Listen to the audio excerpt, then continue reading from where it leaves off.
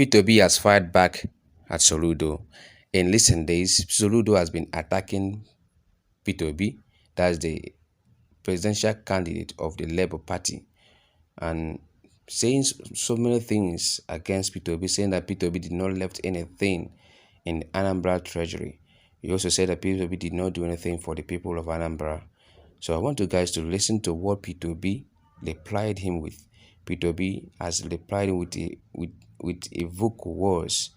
So that's why we need an intelligent person to be the president of Nigeria. That's why we need somebody that can be outspoken, somebody that has something upstairs. So in my own opinion, I think that P2B is the right man. So I want you guys to listen to this video.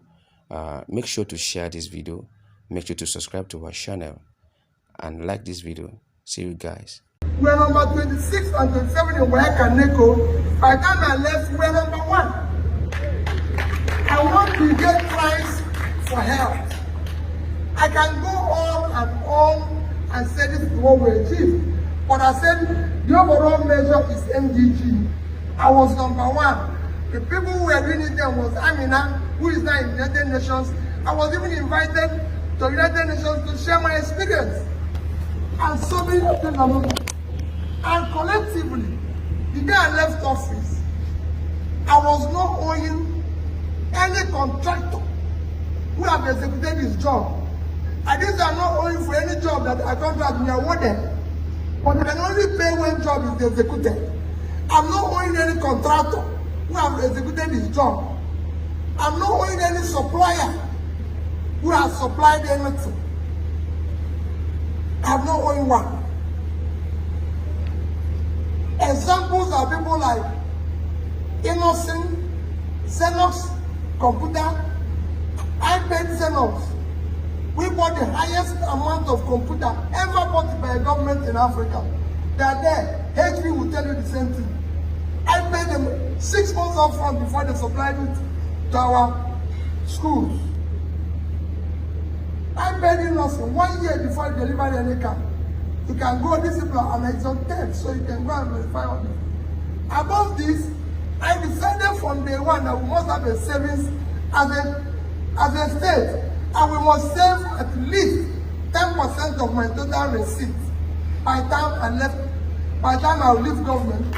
Total money I received while I was governor, Anambra State received, whether it's local government, whether it's state, whether it's our local revenue, IGR, everything was about 500 and something billion naira, out of which they are left office.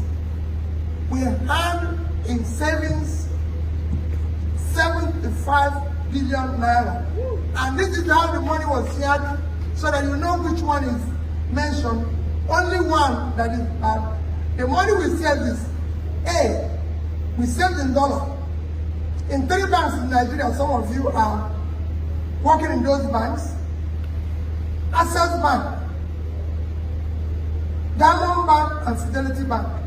In each of these banks, I had a saving of $50 million. This year. And they were invested at least interest of 6.5%. If you calculate it today, as at that time, it was a growth of 25 billion, because our 150 something, 160. If you calculate it with interest, it's about 250, at least $250 million. These 3 banks are there. I have in each of these banks, again invested at least 10 billion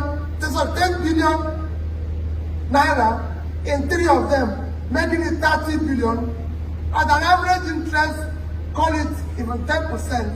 If you calculate it, that money today would have been about 60 billion. Remember, what I left is 75 as I calculated them. So then the third one is the investment I did in various companies. NIPP, we have $59 million in it. The one that they're saying is worthless is that we invested 3.5 billion in international breweries. International breweries is what you can call a global company. It's a part of AB, which is the biggest brewer in the whole world. We had a policy while I was governor that any factory, anybody who wants to, foreign investor who wants to invest in Anambra State, we will buy 10% of the company, and under the condition that we sign an agreement with him that he will give Anambra people work to the minimum of not less than 40% of the workers. They built a facility in Anambra State. That facility is there today, employing directly and indirectly over 10,000 Anambrarians. They've been one of the highest revenue source for the state. Even some of their waste, the biggest bakery we have in Anambra State collects waste from them. There's so many things that company has done in terms of helping the state, transporters, this, that, and everything. The shares was at the time being sold at 50 naira. Today the shares is about 5 naira or so, and then maybe that was what was referred. But in overall of what I left is less than 5%. Okay. That particular investment is less than 5%. So if you calculate what I left 75 billion. If you go and sell the dollars today, even at 600, it's 150 billion. Plus 60 billion of the naira is 210 billion. Even if that one is wasted, 3 times what I invested is still there. When you spread your investment, some will go up, some will come down. But overall, the company is still there, the company is still doing well, it's still part of a global chain and everything. I needed to explain it not because I'm defending comment by my brother. My brother is the brother, I miss my brother, we're very close, I remain prayerful for him. For other things which I didn't succeed, God has given him opportunity to do it and succeed. Yes. So if there's anything pending, governance you don't finish. People are still in government in America. So you stop where you stop, other people will continue from there.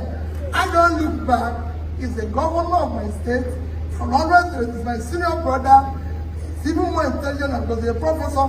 I'm a trader. So he knows more. So he'll be able to do things better than I'm doing it. You know, I've done my little one as a trader. Now the professor is there. He will do his own as a professor.